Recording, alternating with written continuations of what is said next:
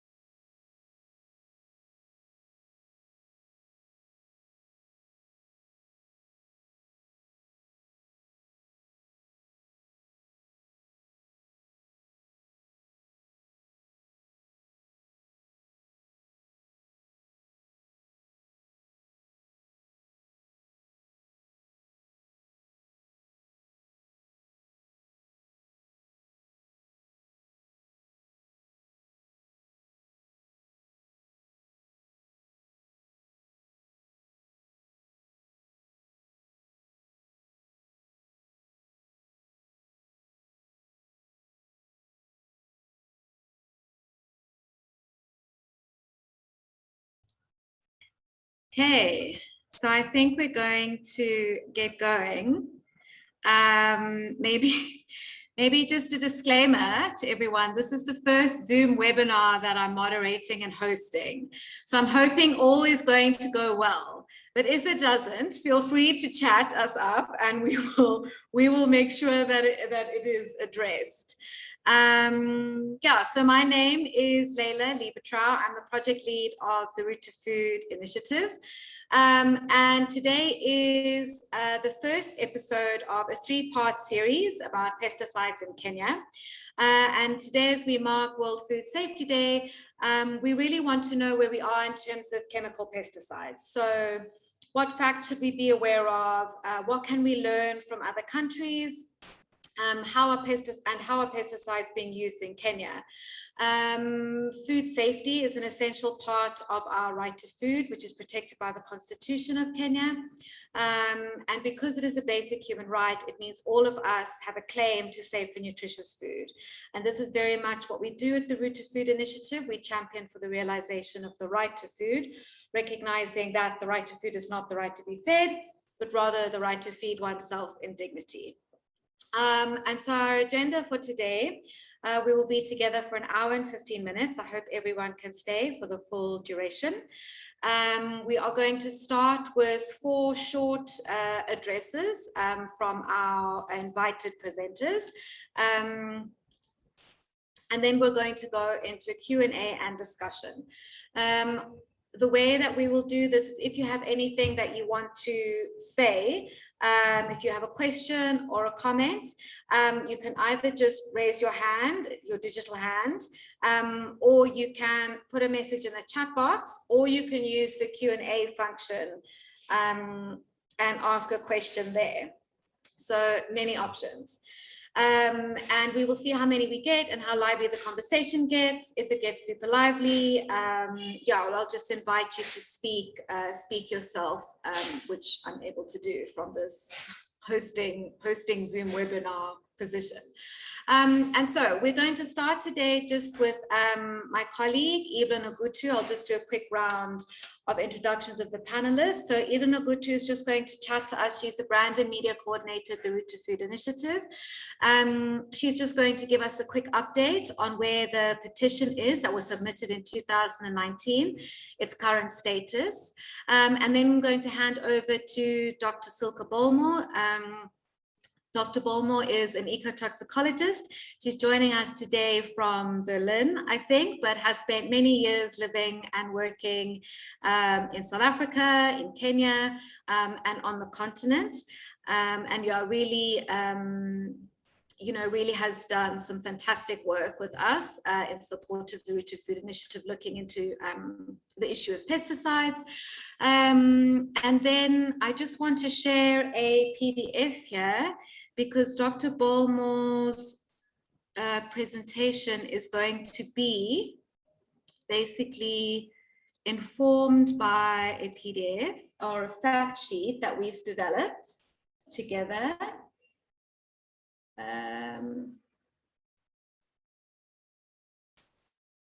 Just give me a second. Yeah, so this is a fact sheet. It's sort of a tracker, which is a consolidated information about pesticides use in Kenya. And it collects data from various counties. You'll see it in the chat box there. You can download it. So then after Dr. Bollmhor, I'm going to hand over to Denile Samuel, who's the labor rights coordinator. Danile's joining us from South Africa today, from Cape Town. Yes, Denile, Cape Town? I think she's joining us. Yes, from Stellenbosch. Awesome. Okay, so she's joining us from my home country, and she works for Women on Farms Project, which is a feminist NGO working with women farm workers in the Western Cape. And they have done a lot of work on protecting farm workers from pesticides, a lot of advocacy work in South Africa. So it'd be awesome to hear from her. And last but not least, I'll hand over to Edward, and Edward will be able to give us his testimonial as a farmer in Kenya from Laikipia County. So without further ado, let me hand over to Evelyne. Thank you. So thank you, Leila, and thank you for this opportunity. So good afternoon, ladies and gentlemen. My name is Evelyne Ogutu, as Leila said, and I'm the brand and media coordinator for the Root to Food initiative. So actually, it's my pleasure that we are hosting you today as we engage on how to make our food system safe and also healthy for our environment and for us. As most of you know, today is World Food Safety Day. And so this webinar coincides with that great day that we are all commemorating. So I would like to mention on who the Root to Food initiative is before I delve on the petition. So the Root to Food initiative is an organization whose reason for existing is to champion right to sufficient, safe, and nutritious food for all. And indeed, you know that Article 43 of the Constitution of Kenya provides enjoyment of this right, and which is our government owes us. So to start off this conversation, I would like us to go back to the petition 70 of 2019 regarding the withdrawal of harmful pesticides in the country, which was presented to the National Assembly on 2nd September 2019 and resubmitted in March 2020.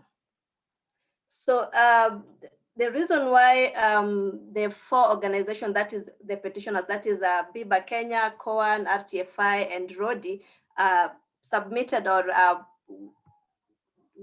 decided to go to Parliament with this petition, one was to seek that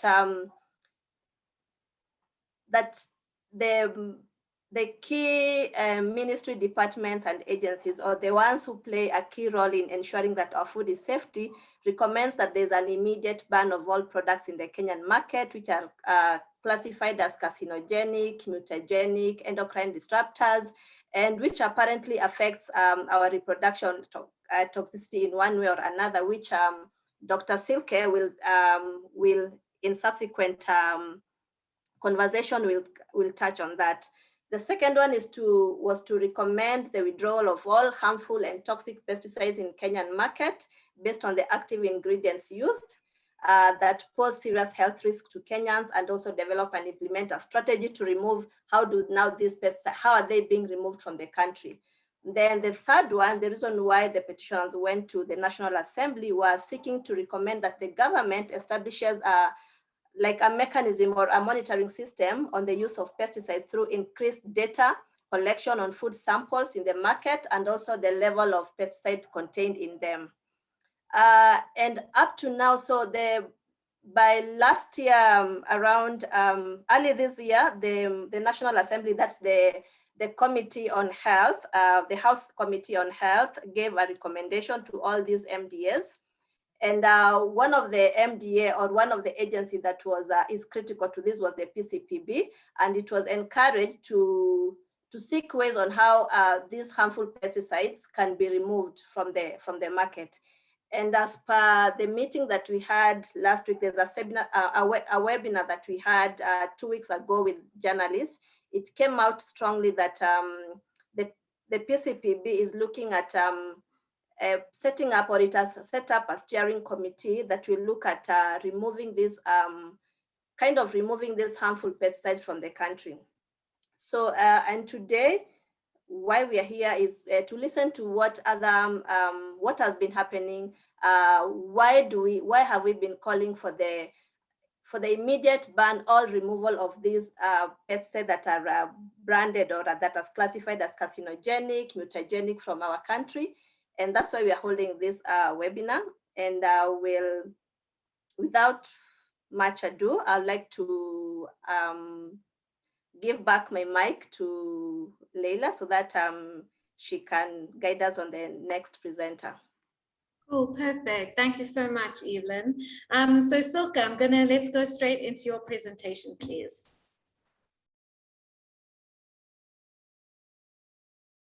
Cool. Okay, so let me try to put this on presentation mode.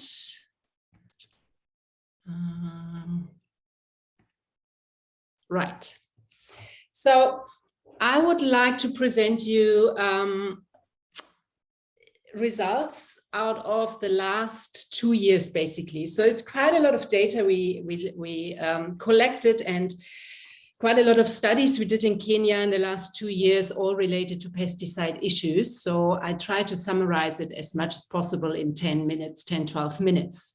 So before I even start, I would really like to emphasize that pesticides are very different from industrial chemicals, because pesticides are supposed to be toxic. So that's why they're developed. And they are toxic to a specific pest, but most of the time they're actually entering the environment, and they can have an effect there as well to organisms or species or animals or even us, which are then called non-target, because they're not targeted actually to be toxic on them.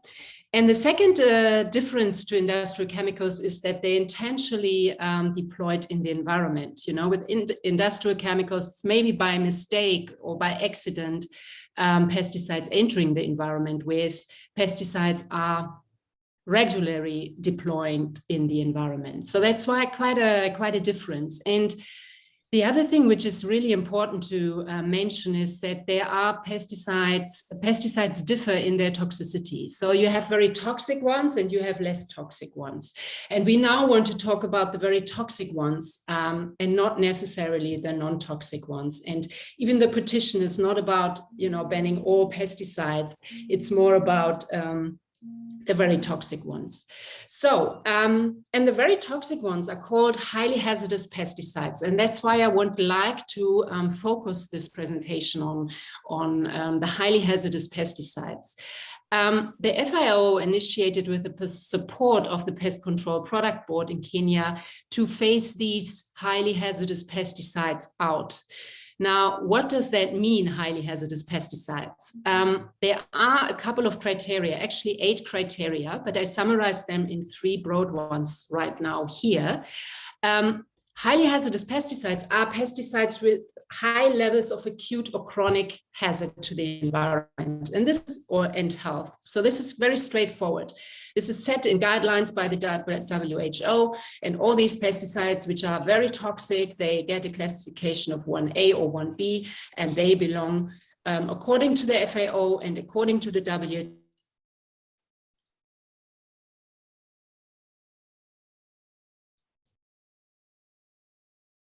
conventions like Rotterdam Convention and Stockholm Convention. And the last criteria, which is still quite a bit vague, is those pesticides which cause severe effects under the condition of use in specific countries.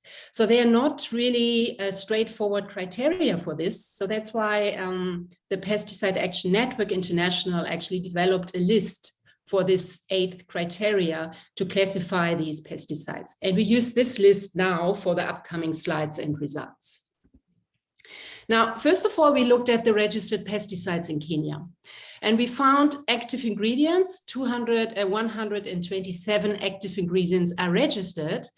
And of these 127 active ingredients, almost half of them actually belong to the group of highly hazardous pesticides. This is quite a high amount.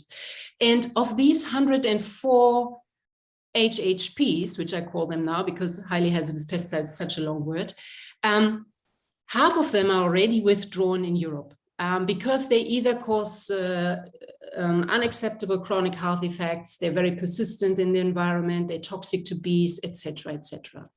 So now this is already worrying, but we were interested actually, what are the farmers using on the ground? Because this is only showing you what is registered, but we don't know if it's actually used in the country as well.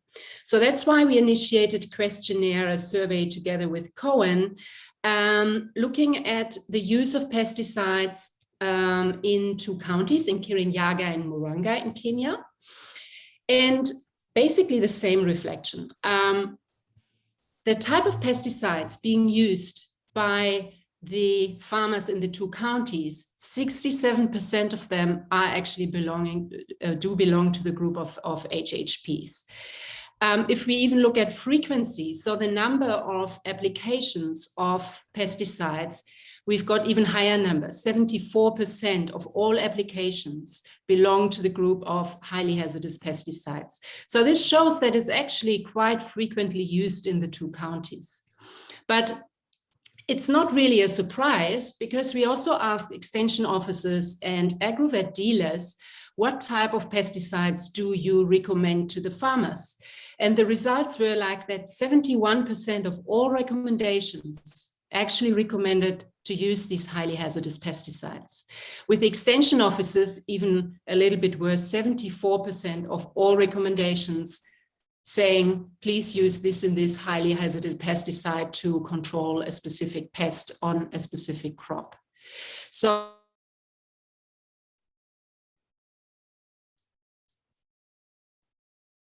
as well.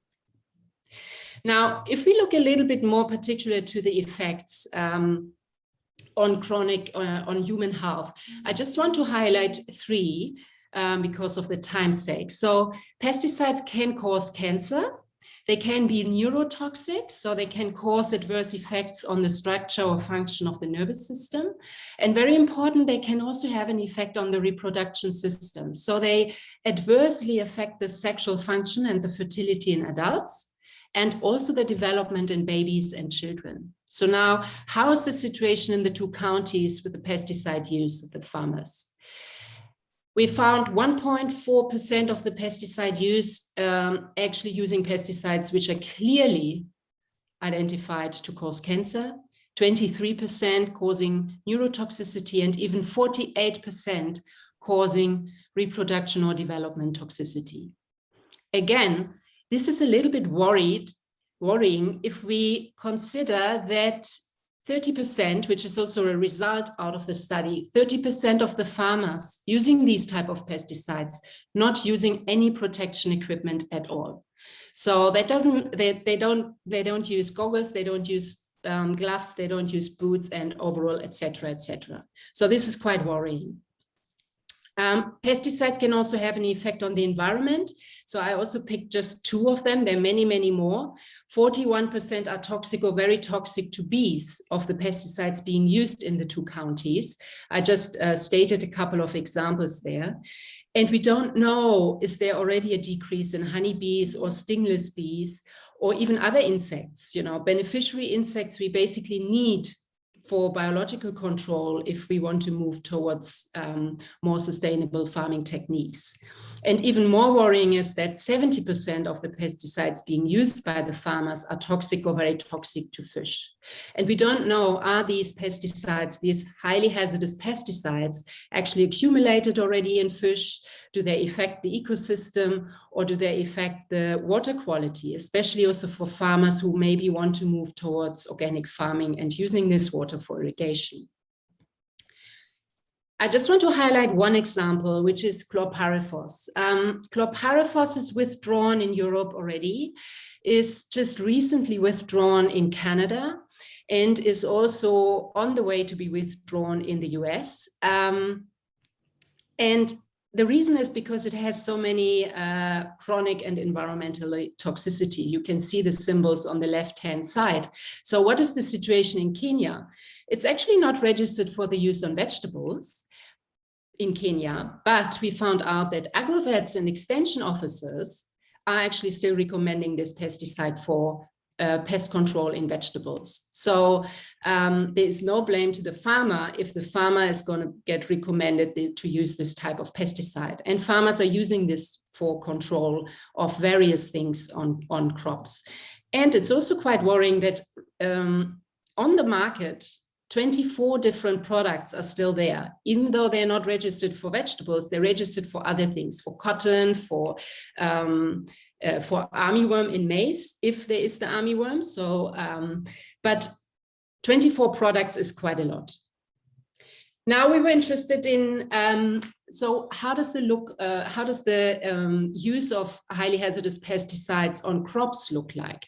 So we found out that basically the most important crops for Kenyans, the maize, tomatoes, sukuma wiki, and cabbage, actually needed most of the highly hazardous pesticides. Or I shouldn't say needed, but the farmers are actually using most of the highly hazardous pesticides on these crops. So in dark red, you can see the HHPs, and in light red, you can see other pesticides with less toxicity.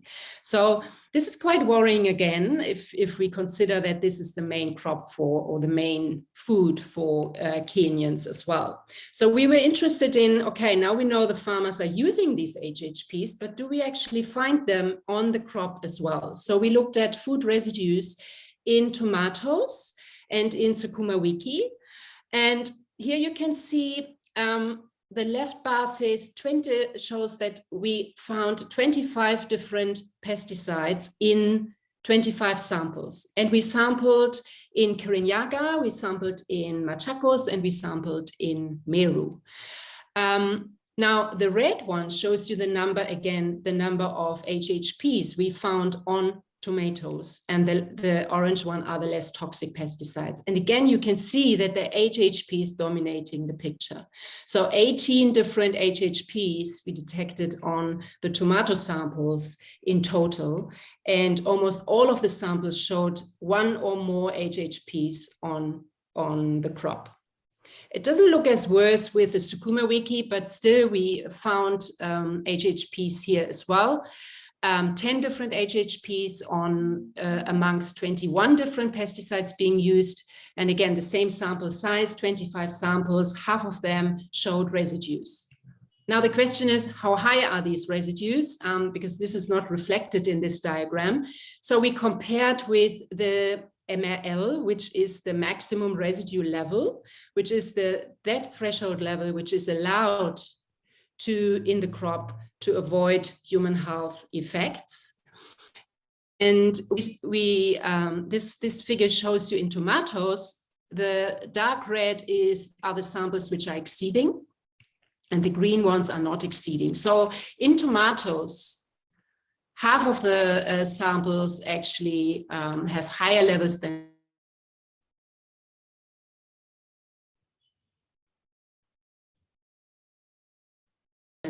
I'm not sure if you're still there because you've frozen a little bit, and if you can hear me. Yeah, everything fine? Still here. Yeah. Good.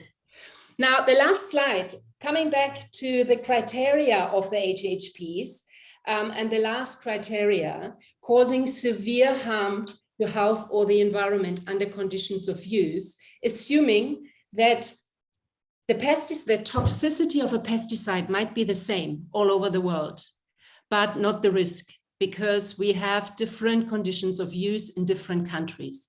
And Kenya is definitely one of the countries where we don't necessarily find these mitigation measures which are normally in place to avoid any sort of risk towards health and environment.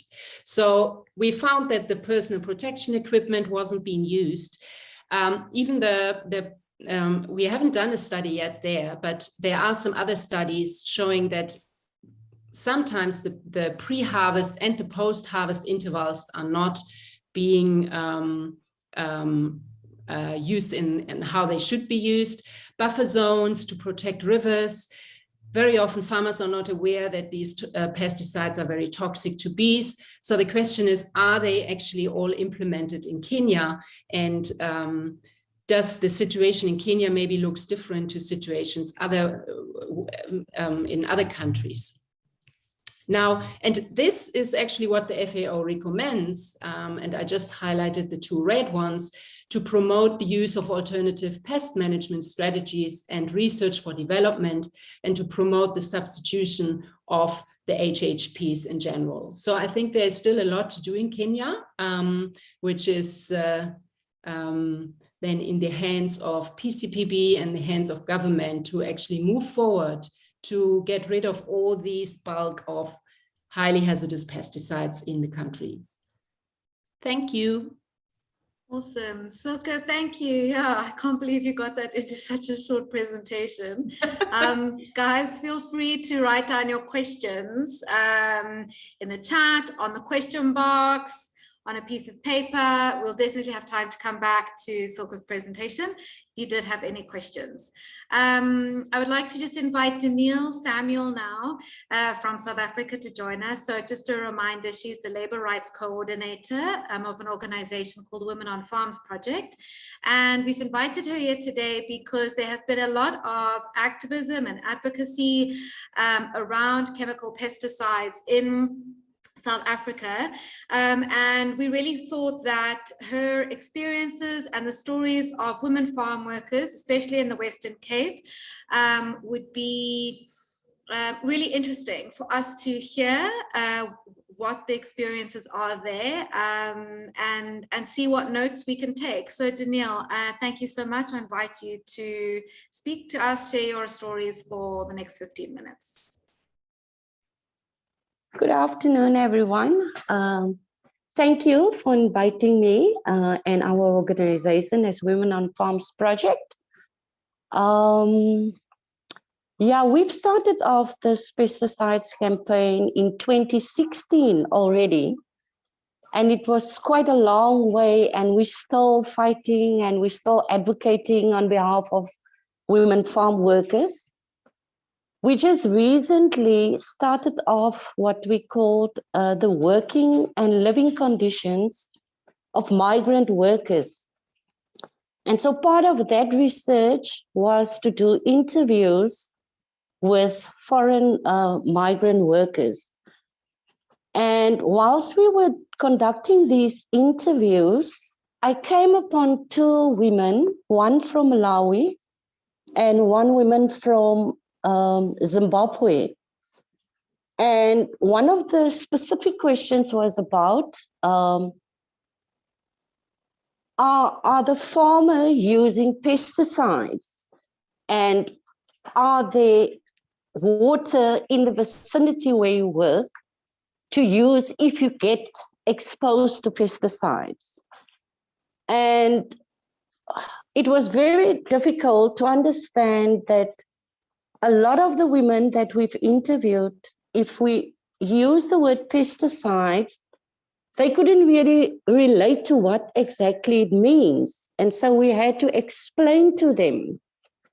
And one woman from Malawi was saying that she keep on getting a rash on her hands, and she was short of breath all the time, and she didn't know what it was about. And she couldn't really figure it out until she spoke to some of the local women that she was working with.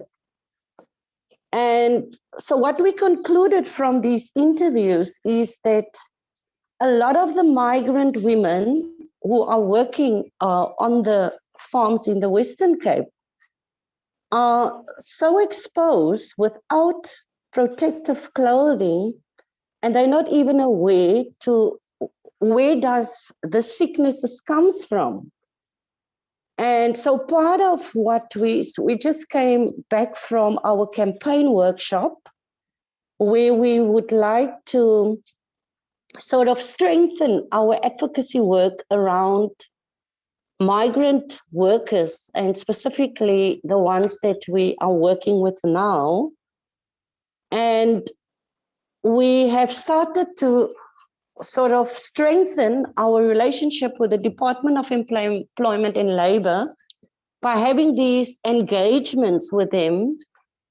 And so one of the things that we would like them to do is to provide information around these pesticides to specifically migrant women, because they don't know what is happening. And at the same time, so normally we will start off our campaigns in August. So we're now busy in writing up a plan and how to take this campaign forward. And one of the things is we're talking to Oxfam, we're working with Oxfam Germany around the pesticides and the fact that value chains are global. So governments in the global north, they have a responsibility to care for the farm workers and the communities of the global south. So these are the talks that we are having. And we want to talk to Bayer and BASF, because they're both German multinational companies. And the German government has a specific responsibility in this regard to do due diligence legislation and compel them to have specific responsibilities with regards to the pesticides and the chemicals that they are selling. And it should enable the sanctions against Bayer and BASF when they transgress. They should also be compelled to compensate the affected farm workers and the communities where these transgressions are occurring. So yeah, we are working on a strategic plan as to how will we influence the due diligence legislation from the German government to put more pressure on them. In the meantime, we would also like to speak to the Department of Environmental Affairs, because we believe that this campaign needs a coordinated approach. We shouldn't just speak to the Department of Employment and Labor and not just to the Department of Agriculture, because we've experienced that there are a lot of problems existing around the exposure of migrant farm worker women to the pesticides, because one of the women that I've interviewed also told me, so a lot of these houses are basically in the backyard of the vineyards. And so there's a lot of exposure when they spray in these vineyards without letting women know that they are going to spray, and then give them at least 48 hours before they went back to the vineyards. And so this woman was telling me that even though she were closing off all the windows and the doors, she still got the pesticides coming into her house. And unfortunately for her, she is asthmatic. And you can just imagine what happens to her when she inhales these chemicals and the pesticides. And then she also struggles to get access to the health department or to the local clinic to assist her, because of the fact that that she's a migrant worker. So there are a lot of things that sort of happens once people are exposed to these pesticides.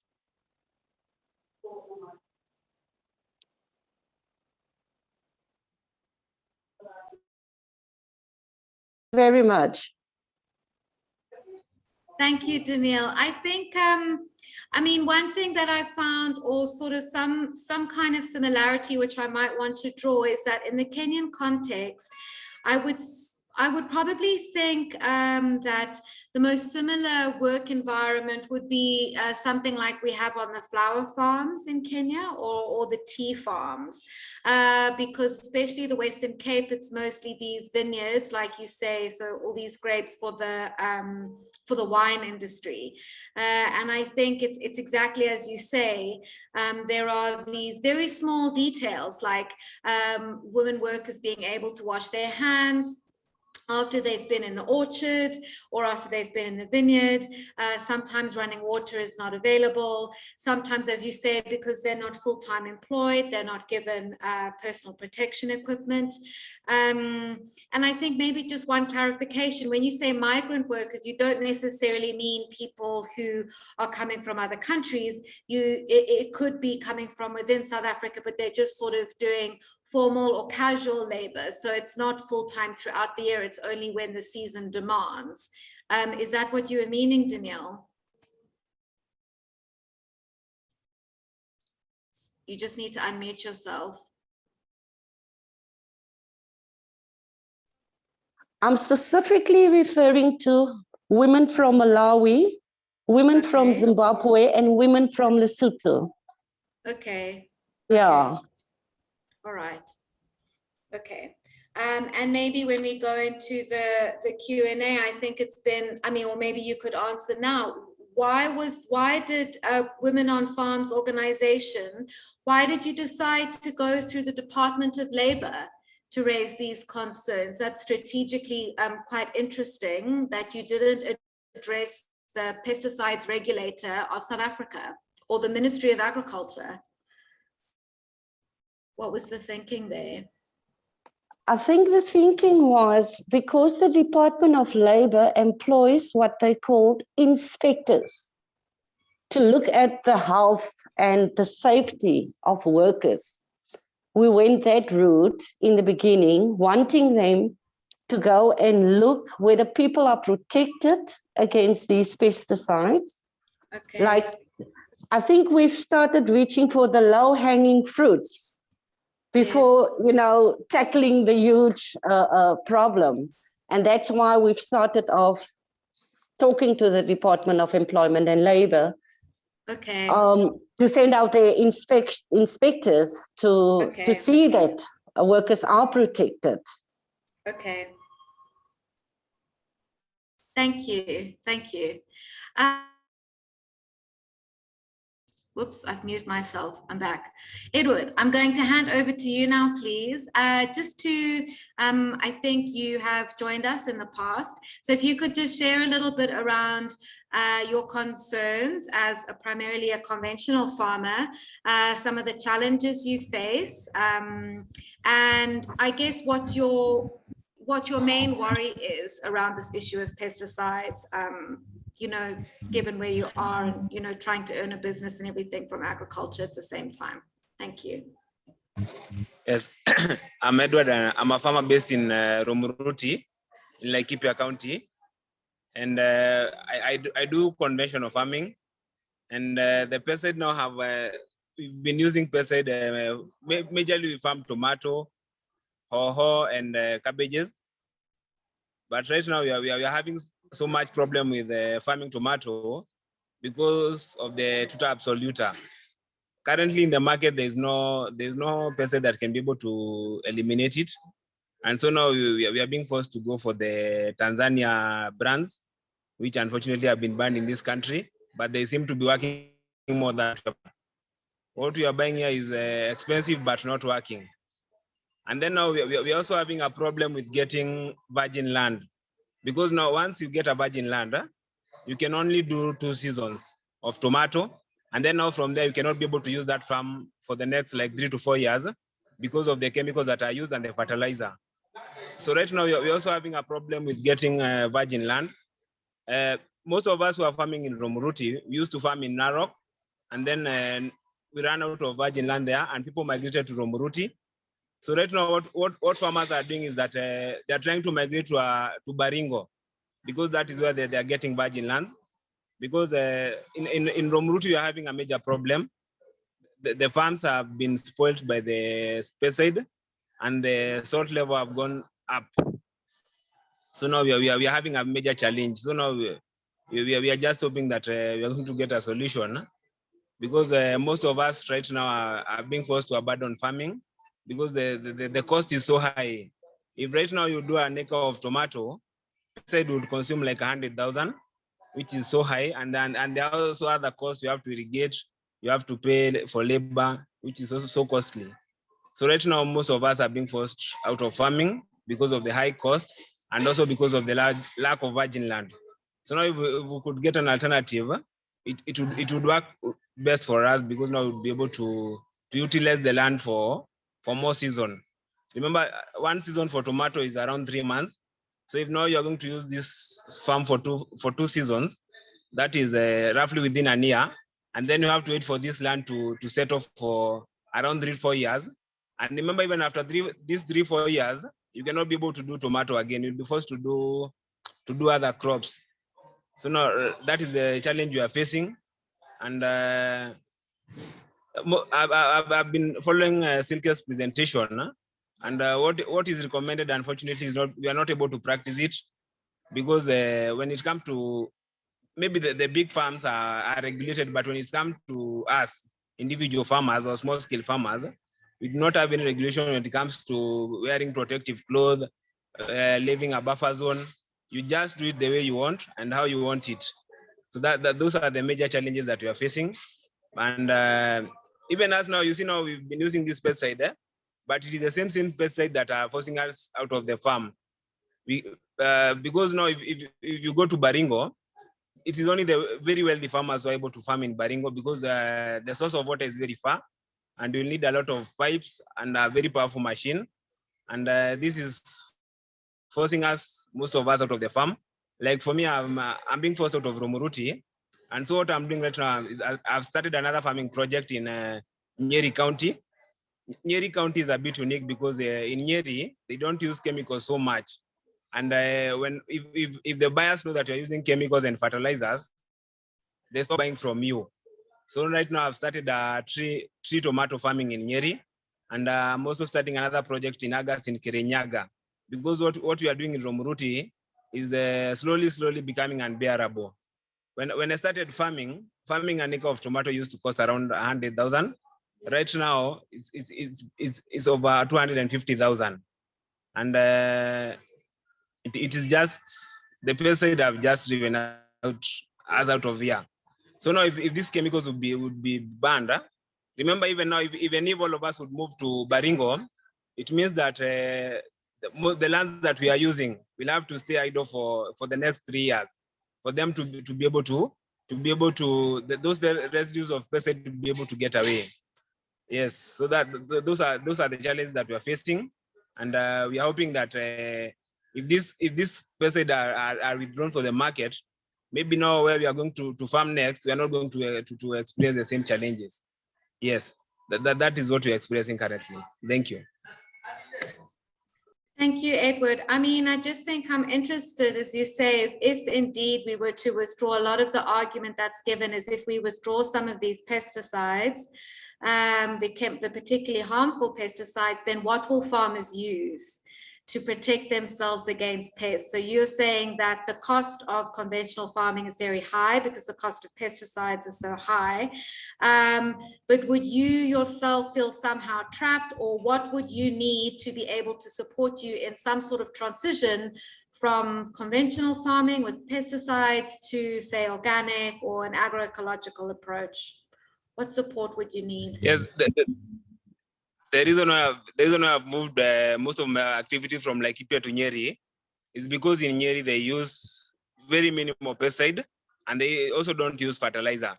So now I'm also trying to look for alternative farming methods, because I have the skills, I have the experience, but now I'm being driven out of another area.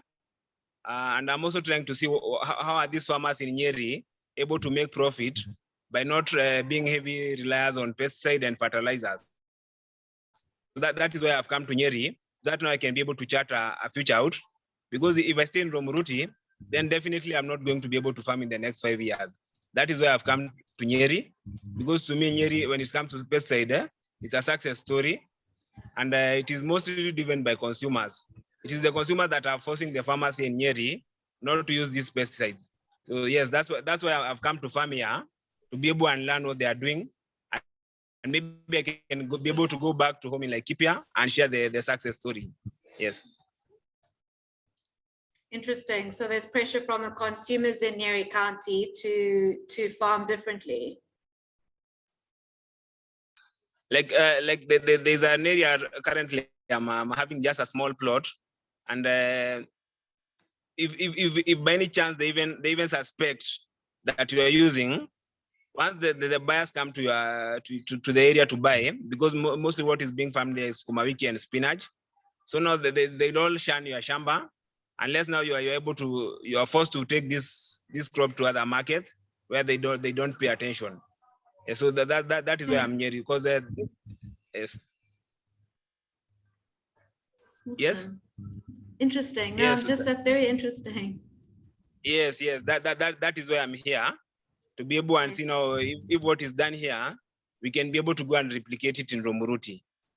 So, okay. Thank you. Sorry, I muted myself. We've had some questions coming through on the chat and also through the Q&A. So I'm going to just pass through the ones on the chat first, try and direct those, and then we'll jump to the ones in the Q&A. So the first one was from Ivan, and I'm going to direct this please to you, Silke. Did you try and look at the HHP levels in different ripening stages of tomato in the market, i.e. mature, green, half ripe, or very ripe? So that's the one question. There's another question here from John, which I would also either Silke and or Edward, you could comment on this, but the comment is really that could it be that the quality of seeds is questionable because any farming without the pesticides and fungicides is guaranteed that you won't harvest.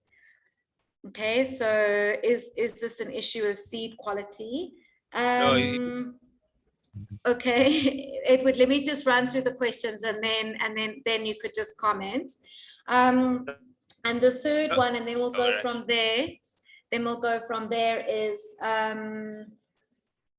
more just a comment again from John, who says he's a farmer and his biggest challenge is lack of good information. So which pesticide to use and how to safely use it, considering that some pesticides don't even have information on the pre-harvest interval. Organic farming so far has proved to be a mirage because it is not economical. Okay, so that's the inputs from John. So Silke, can I hand over to you first and then Edward, just for your response or your thoughts? And then I'll go to the Q&A in the Q&A function. Thanks, Laila. No, we haven't had a look at different ripening stages of tomatoes. Those tomatoes we sampled, they were basically almost ripe, how you normally see them at the market, sort of greenish, reddish, ripe, so orange, let's put it like that. But I know of a study from Uganda where they looked at tomatoes after peeling, the content of pesticides in the tomato after peeling, after cooking, after washing, and they compared the levels, not necessarily the ripening stage. But I don't know why you're interested in that. I would be interested if you think that it will be different, but we haven't done that.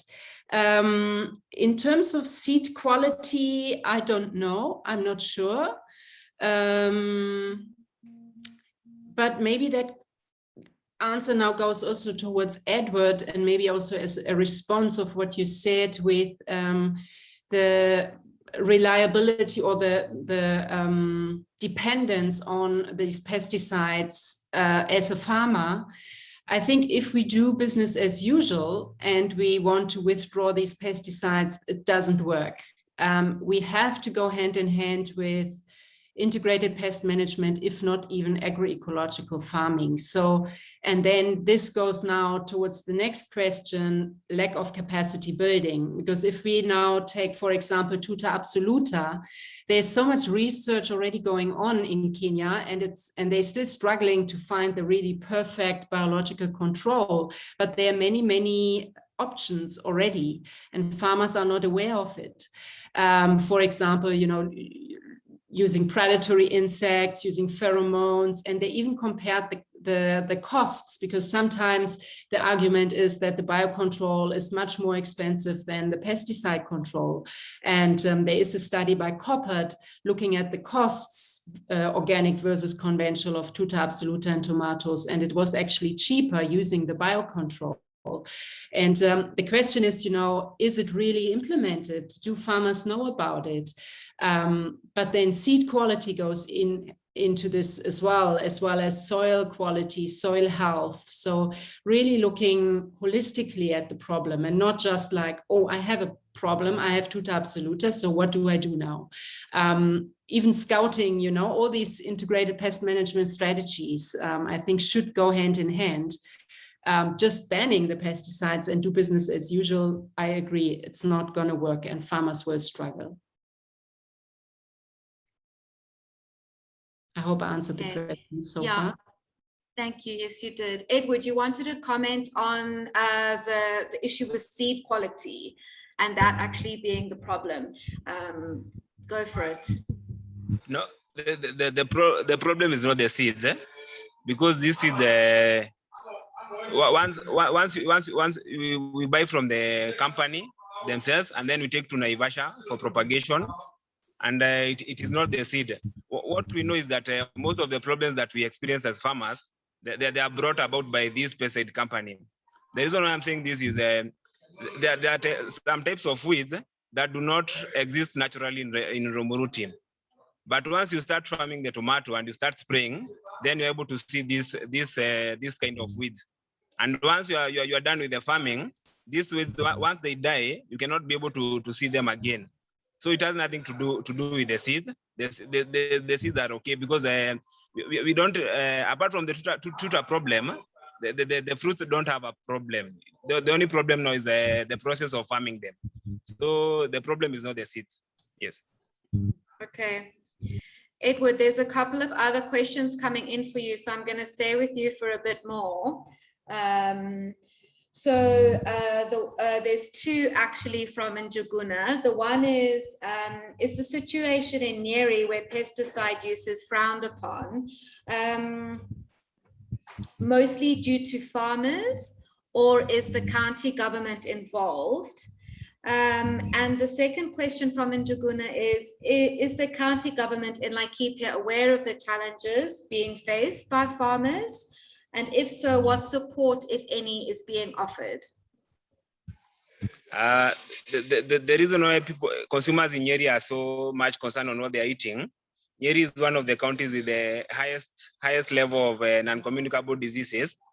And so it is not an initiative of the county government. It is just now the citizens who are so much concerned with what they are eating.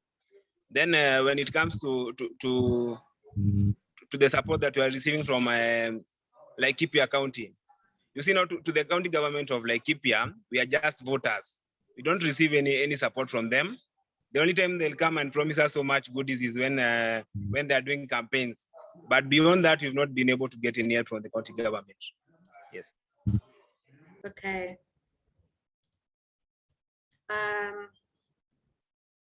So you've not had any support. I just want to come back here because there was another question for you, Edward. So basically, a question from Lynette is, she's curious to know how Neri consumers are able to tell that pesticides have been used on products, and how do they manage to do this together, or what action can they take? What collective action can the people in Neri take, in your view? The way it is done, it is the consumers themselves who will try and find out. That's how I stated it, that even if they suspect that you are using the chemicals, they'll shun from buying from you because they don't have any way of testing or telling which product has been has used the chemicals.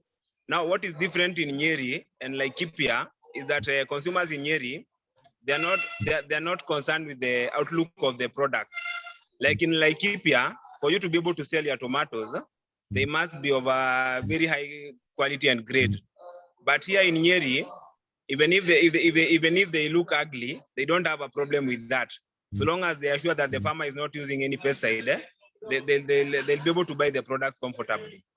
And like in Laikipia, there's a lot of demand on how the outlook of the fruit, and that is what really put pressure on the use of the pesticide. Yes. Okay, thanks, Edward. And then there's a couple of questions coming through here on this study in tomatoes. So I'm just going to share them with you. So not related to the study, but do you know any pesticides banned in the UK but being imported to Kenya? That's one of the questions. Then another one from Ivan, who's a scientist from Kabi, is he's asked, what was the trend of HHP residues on different tomato varieties? He would be keen to know what the data looks like for cherry tomatoes. I'm actually curious on that myself too, Ivan, because I eat quite a lot of cherry tomatoes. And then a question from Dr. Martin Aulu. Does washing the tomatoes significantly reduce the chemicals on the tomatoes? Does peeling tomatoes help? So Dr. Aulu, I think Silke did respond to that already, but I'm going to just ask her to respond again to those questions. Thanks, Silke. Yeah, maybe let's start with the tomatoes first. Now, again, we haven't looked at the tomato varieties, but it would be an interesting study. So I don't know if KBS could do something like that. And it's definitely going to be interesting, because then the results would lead to maybe a variety which doesn't, first of all, maybe need so many pesticides. And secondly, maybe is not accumulating so many pesticides. You also mentioned that there is the theory that pesticide degradation goes on as riper the tomato is. Also very interesting. I think that one should follow up maybe in a study to look at this. Yeah, but we haven't looked at the varieties, and I'm not sure about the UK itself in terms of withdrawn, but pesticides from the UK are mainly through Syngenta. And I know, for example, Syngenta is selling permethrin, which is withdrawn in Europe. I'm not sure about the UK, but there are some pesticides which are still imported to Kenya, but being withdrawn in Europe by European companies. So yeah, just to highlight that. Okay. Yeah. And then Kai's just asked another question here, Silke, and actually to Edward, this is more a question I think for Edward, is Kai's not sure, or Edward, this is to you, how it is that the presence of weeds that don't naturally exist naturally in Rumuruti, they only show up once the farmer plants their crop and no longer were there once the crop is harvested. Can someone shed some light on how come this is happening? I might be missing something pretty obvious. Did that make sense, Edward? That's a question from Kai. Yes, there's a variety of weed that you do not see in any farm that has not farmed maybe, let's say, tomato, because tomato is what is common in Rumuruti. They don't occur anywhere. But once you start farming these crops that rely on pesticide, is when you're able to, when they're able not to shoot out. So we are not sure if they come from the fertilizer or from this pesticide, but we are sure they come from one of those either pesticide or fertilizer. And then we also know that there is what we call, I don't know the English name, but we call it maiteka. This is after you farm let's say tomato, and then you've been able to do away with the crop. Those crops that sprout out from the seed that we're able to sprout out, they do not have the same problems with the original tomato that you had farmed. So that is where we know, as much as this pesticide seem to be offering us a solution, they are also the root cause of all our problems.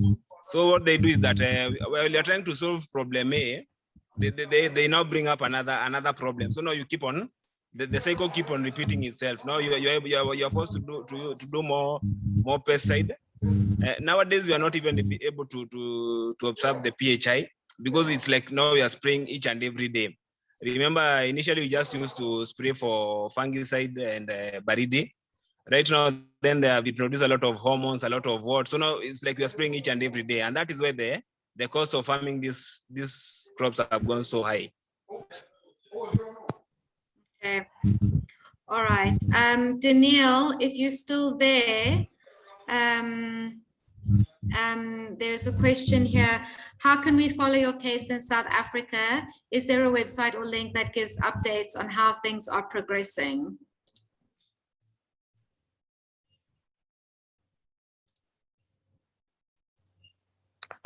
Thank you for the question. Yeah, we've got a Facebook page that you can follow. Our website is under construction. Okay. And but for the meantime, the Facebook page is there. And I'm interested, Denile, I mean, are you hearing any similarities? I mean, have you heard anything interesting based on sort of what's happening in Kenya? Does anything sound familiar to your work in South Africa? It would be quite interesting to know.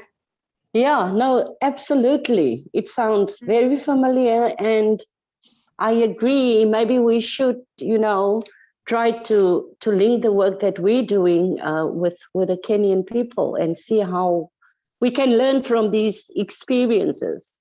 And what about sampling? Because a lot of this is we're speaking about now, like sampling in the different parts of Kenya. Has Women on Farms, I mean, do you know of any sort of active sampling studies that are being done in some of the major food crops in South Africa? No. No, we don't know. Okay, and you haven't found that that's like watered down not watered down, but that hasn't diluted your efforts with the Department of Labor? No, we don't think so, because our work is very specific. We work in the wine industry and the wine sector. Yeah. Okay. I will drop the link to the Facebook page now for Women on Farms project in the chat. Just give me a second. Denile, there's actually another question coming here for you. We're hearing there's concerns about hazardous pesticides in Kenya. Do migrant workers on farms in South Africa have access to this sort of information, any sort of information on pesticides?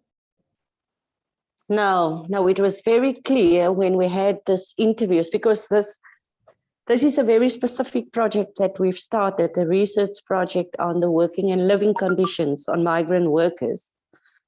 And it's only when we started doing the research and having these interviews that we realized that they don't have any information on what is happening.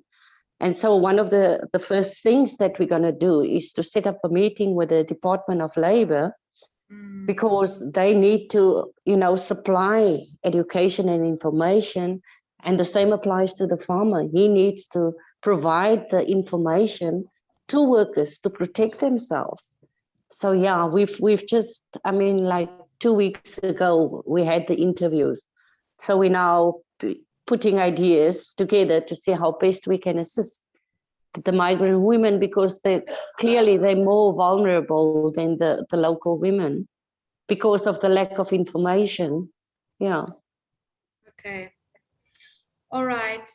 Guys, I'm just going to do 3 more questions, and then I think we'll draw the webinar to a close. We won't have been able to address all the questions, but what I will do is just copy them from the chat here, and I can email around some answers so that it's written. There's a question here from Abigail to Silke, which is, were MRLs tested on any other crop apart from tomatoes and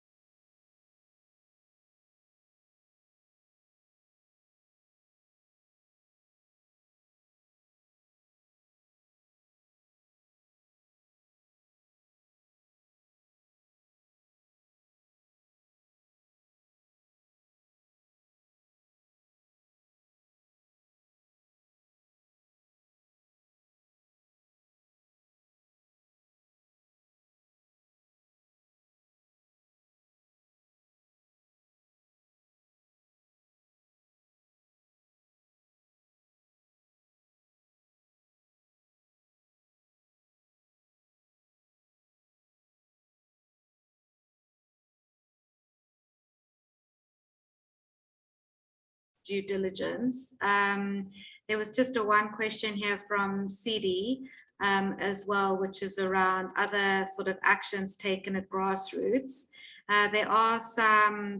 We are aware of an organization, so Kenya Parliamentary Human Rights Association, who have 2 right to food ambassadors in 16 of the counties. And they have recently issued petitions, or last year issued petitions, many of which cover the use of pesticides in the country. And actually in the context of the county budgeting process, these petitions are calling for increased budget funds for extension services, and specifically extension services or training to alternative methods of farming. So I think really that is where we need to be looking. Where we need to be looking towards is, we recognize we can't stop the use of chemical pesticides tomorrow, but we really need to try and foster some sort of transition to sustainable agriculture. And so with that, I really do want to say thank you to everyone for participating today. It was a really great turnout.